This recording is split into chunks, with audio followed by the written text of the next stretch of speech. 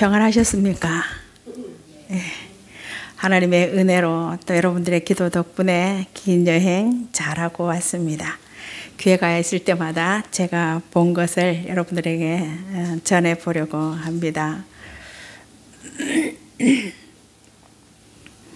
가는 곳마다 가이드가 입만 열면 2000년, 3500년, 예, 가는 곳마다 2000년 전의 것들이 모든 게 정말 입을 다물 수 없게 만든 그런 풍경이었고요. 카타콤베, 여러분들이 많이 들었던 카타콤, 폼페이, 그런 폼페이, 또 바울의, 사도 바울의 참수터, 이런 것들이 참 큰 감동이었어요.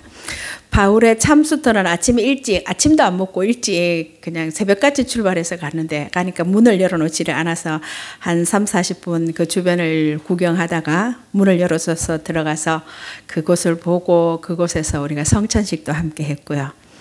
귀국해서 돌아오는 버스 안에서 이제 갔다 온 소감을 전부 다 한마디씩 하는데, 어떤 분이 바울의 참수터에서의 그 감동을 이야기하면서 저렇게 목숨을 바쳐 신앙을 지키고 복음을 전하는 분이 저렇게 전했는데 나는 이제 어떻게 살아야 할까, 그런 고민을 안고 오게 되었다는 이야기를 했습니다.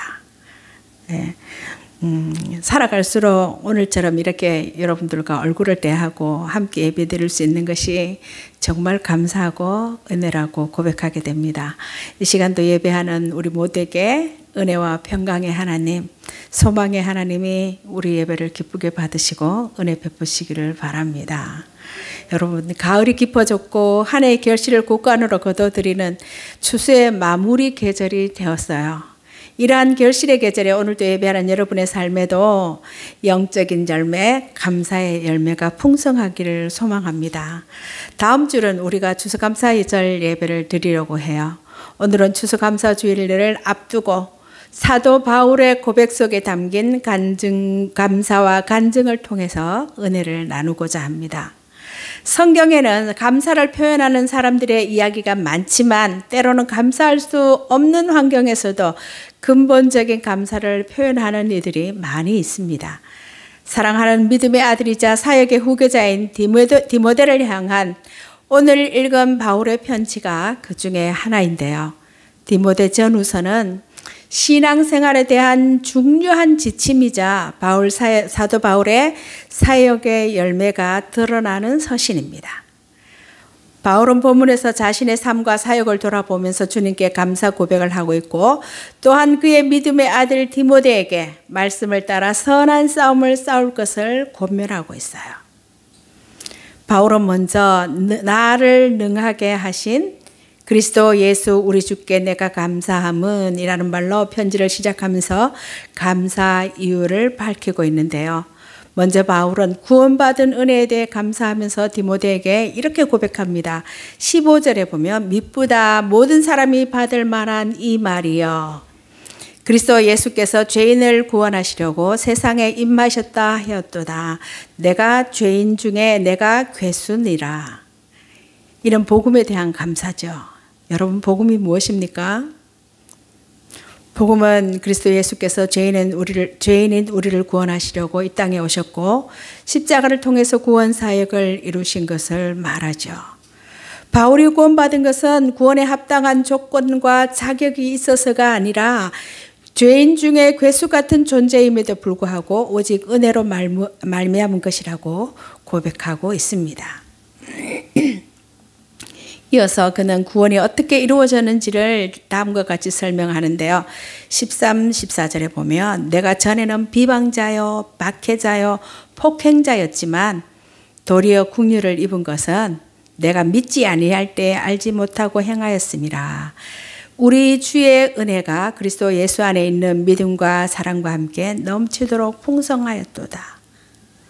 사실 바울의 생애는 고통과 아픔과 매맞음과 죽을 뻔한 위기와 이런 것으로 인생이 거의 모든 인생이 점철되었음에도 불구하고 믿음과 사랑이 자기에게 풍성히 넘치도록 풍성했다고 고백하고 있어요. 바울은 과거에 예수 그리스도를 믿는 사람들을 비방하고 박해하는 폭행자로 살았지만 그런 자신이 주님의 긍휼로 구원받았다고 고백합니다. 구원을 경험한 바울은 자신에게 주의 은혜가 그리스도 예수 안에서 넘치도록 풍성하게 임하였다라고 고백하고 있어요. 그 바울의 참수토를 보면서 바울 서신을 읽는 바울의 생애를 보는 눈이 달라질 것 같아요.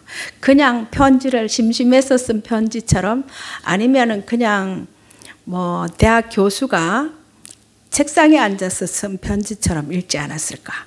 근데 그렇게 쓰지 않았다는 거예요. 어느 것 하나도 그냥 대학 교수가 연구실에서 앉아 쓴 것 같은 편지가 아니라는 거죠. 여러분, 사도 바울뿐만 아니라 우리 모두도 죄인이에요. 에베소 2장에 보면 우리가 전에는, 그때는 하나님과 구원과 은혜와 영생과 무관했던 본질상 진노의 자녀였었다라고 기록하고 있습니다. 바울은 로마서 3장에서도요, 의인은 없나니 하나도 없다고 말하고 있어요. 우리는 모두 죄인이고 오직 주님의 은혜로 구원받은 사람들이에요. 그래서 작은 일에도 상처받고 작은 일에도 상처를 주기도 하고, 그게 왜 상처가 될까요? 어느 면으로 보면 나는 그런 말을 들을 사람이 아니야. 나는 그런 사람이 아니야. 나는 이런 사람이야. 이 말씀에 내가 의인은 없다는 우리 모두가 죄인이라는 것을 벗어난 것이 아닐까.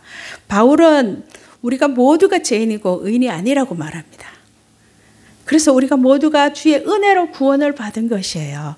그리스도인들의 감사는 여기서부터 시작되어야 하고 영원토록 감사가 지속되어야 합니다. 바울의 고백처럼 비방자, 박해자, 폭행자였던 바울, 지금까지 어떤 삶을 살아왔던 간에 주의 긍휼과 은혜로 구원받은 우리는 이제 감사와 찬양으로 일상의 삶을 살아야 하는 사람들입니다. 12절에서 바울은 자신의 신앙을 고백하면서 주께서 자신을 충성되이 여겨 능력을 주시고 복음 전도의 직분을 맡겨주신 것에 대해 감사했어요. 나를 능하게 하신 그리스도 예수 우리 주께 내가 감사함은 나를 충성되이 여겨 내게 직분을 맡기심이니. 더 깊은 은혜를 나누기 위해서 12절에 등장하는 세 가지 단어를 살펴보려 합니다. 첫째는 충성스럽게 여겨주셨다입니다. 바울은 하나님께서 자격 없는 자신을 구원하여 주셨을 뿐만 아니라 충성되이 여기셨다고 고백하고 있어요. 충성이라는 말은 피스티스라는 말은 원래 뜻은 신실하고 믿을만하다라는 뜻이에요. 다시 말해서 주님께서 믿을만하다라고 인정해 주셔서 직분을 맡겨주셨다는 고백이죠. 여러분 스스로에게 믿을만한 충성에 대해서 점수를 준다면 몇 점 정도 줄 수 있겠습니까? 하나님이 우리가 스스로 생각해도 여러분들이 믿을만합니까? 하나님이 믿고 맡겨도 괜찮겠습니까? 13절에 기록된 바울의 옛 모습을 감안하면 그가 하나님께 이러한 직분을 받은 것에 감탄과 감사로 고백할 수밖에 없는 이유를 우리가 알 수 있습니다. 여러분, 하나님께서 신실하심으로 바울을 충성되다고 여기신 것처럼 우리도 충성되다고 여기고 믿어주셔서 하나님의 자녀로 삼으시고 하나님은 우리의 아버지라 불려지기를 부끄러워하지 않으시고 우리가 지금 이 예배 자리에 있게 하신 것이죠. 세 번이나 주님을 부인했던 베드로를 믿어주시고 내 양을 치라 말씀하셨어요. 여호와의 넉넉하오니 지금 내 생명을 거두어 주소서라고 말하는 엘리야에게 오히려 더 큰 일을 맡기셨습니다. 또한 이스라엘 백성을 구원하기 위해 애굽으로 이제 가라고 명령하시는 하나님을 향해서 하나님 저는 못 갑니다 라고 거부하던 모세에게 출애굽이라는 큰 일을 맡기셨어요. 여러분, 부족하고 연약하고 의지 없는 우리지만 그래도 주님은 오늘 우리를 귀하게 여기시고 주님은 부적합한 우리를 충성되이 여겨서 직분을 맡겨주시고 하나님의 자녀로 세워주셨습니다.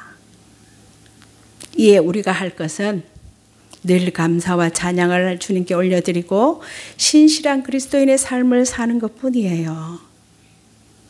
두 번째 단어는 직분을 맡겨주셨다인데요. 바울은 예수님을 박해하던 자기에게 사도라는 직분을 맡기신 것에 대해 감사하고 있습니다. 바울에게 주신 직분이 하나님을 섬기는 일이지만 넓은 의미에서는 우리에게 맡기신 모든 일들을 지칭하는 것이라고 할 수 있어요. 교회에서 맡은 직분뿐만 아니라 살아가면서 우리에게 주어진 모든 일은 하나님께서 주신 직분입니다. 그래서 영어로는 job이라고 하는데 이거는 직장이나 생계를 위해서 행하는 일들, 즉 보수를 받고 하는 일을 말할 때 사용하는데요. 그러나 직업, 영어로 말하면 vocation이라고 하는 이 말은 하나님이 나에게 주신 소명, 콜링을 뜻합니다. 다시 말해서 평생을 바쳐서 이루어야 할 사명이에요. 바울은 골로새서 3장에 이렇게 교훈합니다. 종들아 모든 일에 육신의 상전들에게 순종하되 사람을 기쁘게 하는 자와 같이 눈가림만 하지 말고 오직 주를 두려워하여 성실한 마음으로 하라. 무슨 일을 하든지 마음을 다하여 주께 하듯 하고 사람에게 하듯 하지 말라. 하나님이 맡기신 일을 억지로 하는 것이 아니라 하나님이 맡기셨음을 고백하고 충성을 다하는 것이 신앙인의 합당한 자세라는 말씀이에요. 주님은 무조건 우리를 오늘도 충성되게 여길 것이고 일할 수 있는 힘과 지혜를 주셨고 감당할 수 있는 능력도 주셨어요. 이러한 주님에 대한 바울의 고백이 이 시간 예배하는 우리 모두의 고백이 되기를 바랍니다. 세 번째는 능하게 하셨다인데요. 능하게 하심이라는 말은 가능하게 하다 또는 힘을 제공하다는 의미예요. 하나님께서 우리에게 일을 맡기실 때는 감당할 수 있는 능력도 함께 주신다는 약속이죠. 하나님께서 모세의 뒤를 이어서 이스라엘 백성들의 지도자가 된 여호수아에게 이렇게 말씀하십니다.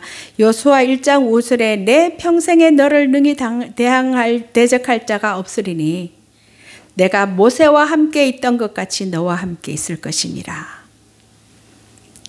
여러분 이 약속은 오늘 우리에게도 동일한 약속인 것을 꼭 기억하시고 말씀 위에 두 발을 든든히 세우며 살아가시기 바라요.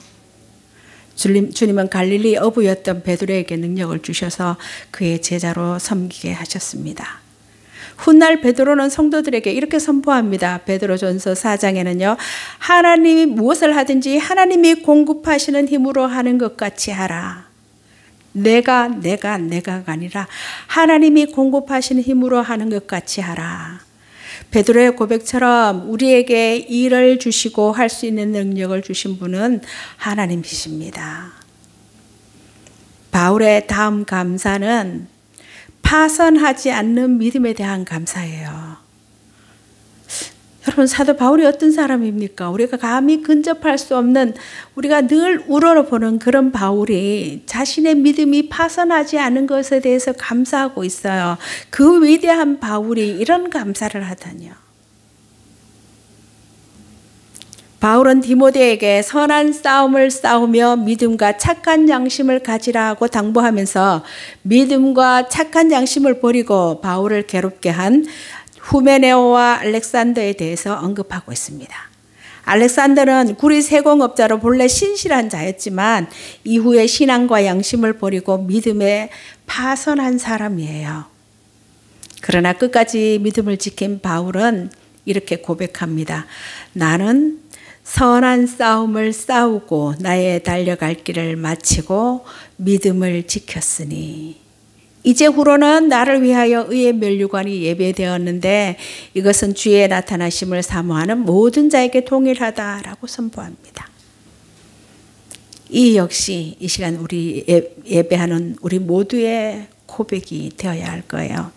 여러분 지금까지 믿음을 지키며 살 수 있었음에 감사합시다. 바울은 믿음의 아들이자 사역의 후계자인 디모데의 올바른 신앙생활과 사역을 위해서 간절히 부탁하고 있습니다. 바로 믿음을 끝까지 지키라는 거였어요. 이 시간 예배하는 여러분들과 그리고 우리 학생들을 위한 기도 제목이지요. 앞에서 말씀드린 것처럼 다음 주일에 추수감사 예배를 드리려는데요. 여러분 2024년 한 해 동안 잘 사셨죠? 풍성하게 잘 사셨죠. 때로는 넘어야 할 산도 있었고 건너야 할 강도 있었지만 시 한 편 낭독해 드리려는데요. 기억나실 거예요. 사는 일 나태주.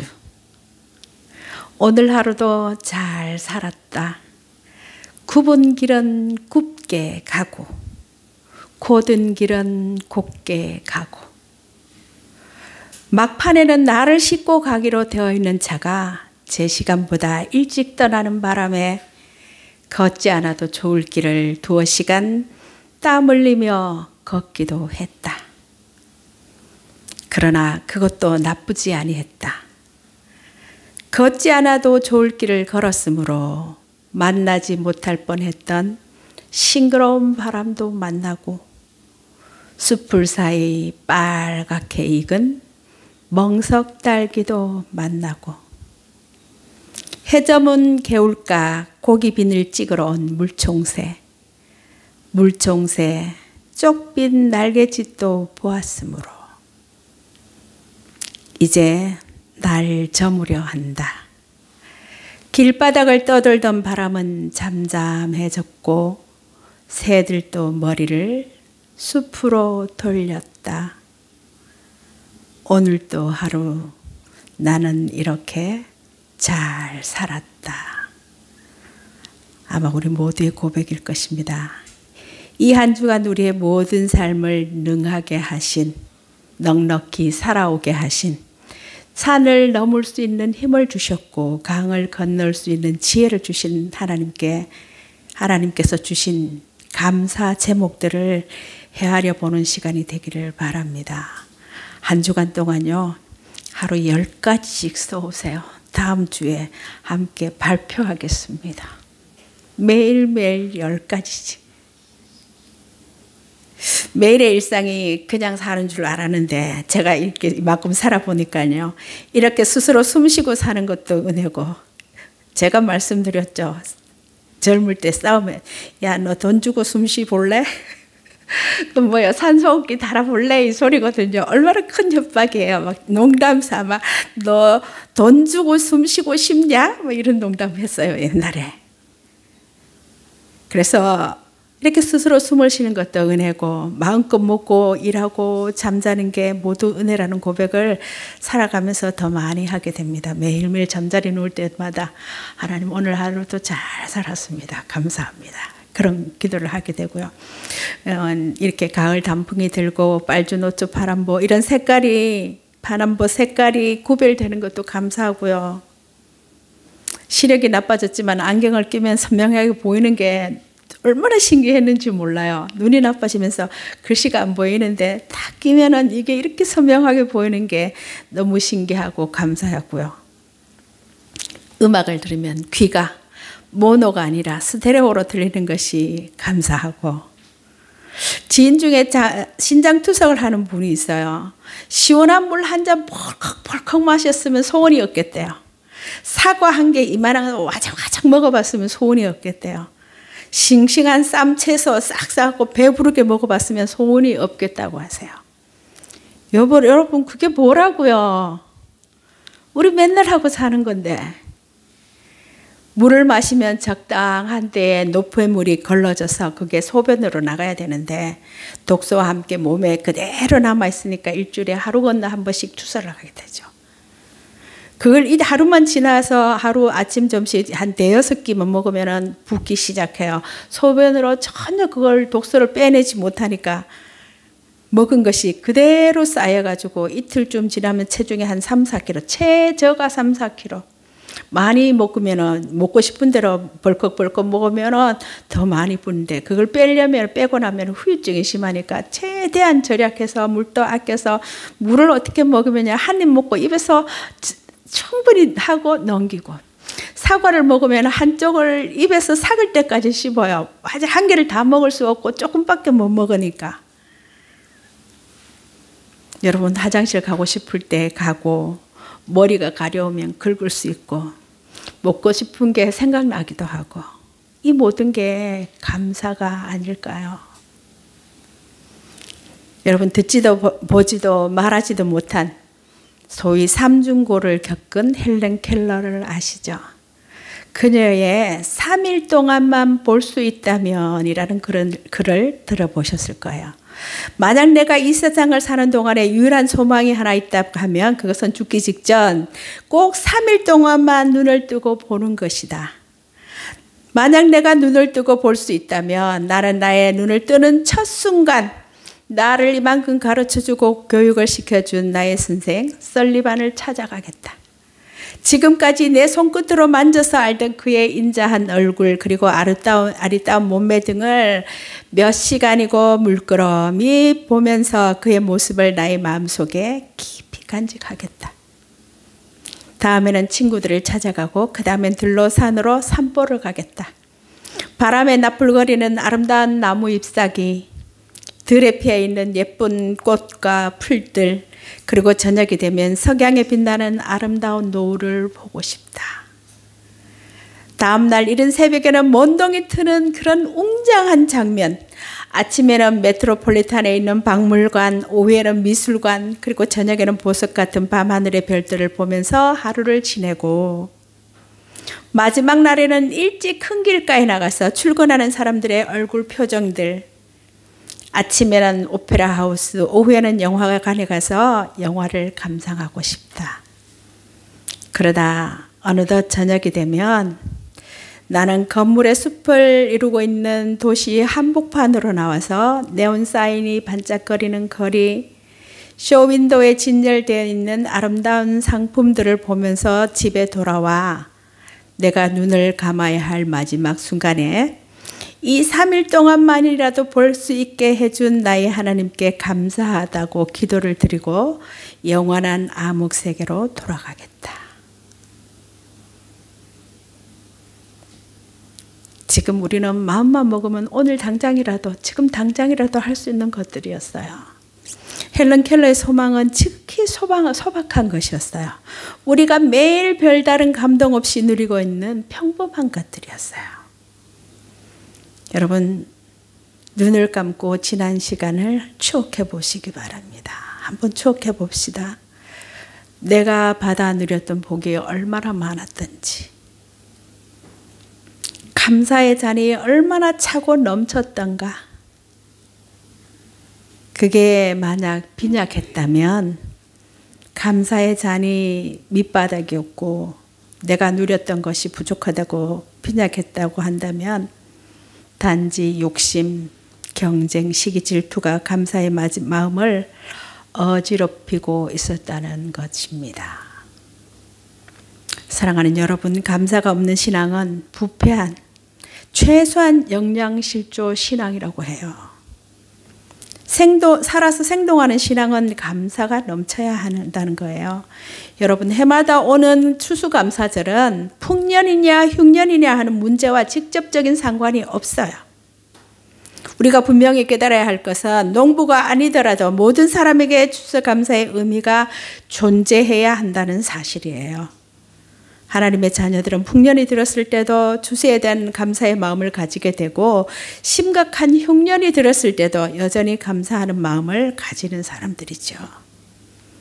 삶이 안정되고 사업이 잘 될 때도 추수감사절을 지키고 사정이 전혀 그렇지 못할 때도 여전히 추수감사절을 지킵니다. 하나님을 믿는 성도라면 결실의 정도가 하나님께 감사하는 마음에 본질적인 영향을 끼칠 수 없을 거예요. 없어야 합니다. 여러분, 우리는 어떠한 상황에서도 여전히 추수감사에 대한 마음이 있어야 하고 형편이 좋을 때나 그렇지 않을 때나 똑같이 하나님께 감사해야 하는 사람들이라는 것을 잊지 마시기 바랍니다. 교회가 지키는 추수감사절의 근본적인 의미는 하나님께서 공급하시는 생명과 연관이 있어요. 즉 성도들은 하나님의 은총으로 말미암아 해마다 수확하게 되는 양식을 통해 생명을 공급하시고 지켜주시는 하나님께 감사하게 되는 거죠. 또한 추수감사절은 우리가 날마다 양식을 먹고 살아가는 것이 전적인 하나님의 은총에 의한 선물이라고 고백하는 날입니다. 하나님께서 햇빛을 허락하시고 하늘에 비를 내리지 않으셨다면 우리에게 양식이 공급될 수 없기에 우리의 생명이 전적으로 하나님께 달려있다는 고백의 시간이어야 하고 감사의 시간이어야 합니다. 여러분, 우리는 감사할 감사할 제목들이 너무 많은 사람들이에요. 모두 그러시죠? 감히 하나님을 아버지라고 부르며 살도록 자녀를 삼아주셨고 충성된 자로 여기셔서 직분을 맡겨주셨어요. 내 속을 내가 들여다보면 의라는 건 없어요. 욕심, 교만 그런 것들로 가득 찬 우리를 충성된 자로 여겨주시고 직분을 맡기셨어요. 섬길 수 있는 능력을 더해 주시고 믿음에 파선하지 않도록 하나님을 끝까지 믿으라고 권고하는, 끝까지 믿고 따라야 한다고 권고하는 오늘의 말씀을 꼭 기억하시기 바랍니다. 우리를 하나님의 자녀로 삼으시고 믿음의 길, 생명의 길, 구원의 길을 지금까지 걸어오게 하신 하나님의 은혜를 기억하면서 감사로 맞이하는 추수감사절 절기가 되기를 바랍니다.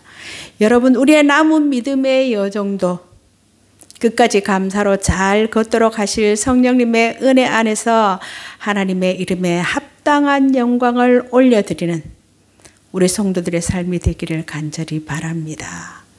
지금도 살아계셔서 우리와 함께 하시는 하나님, 우리를 사랑하시는 우리 아버지셔요. 기도하겠습니다.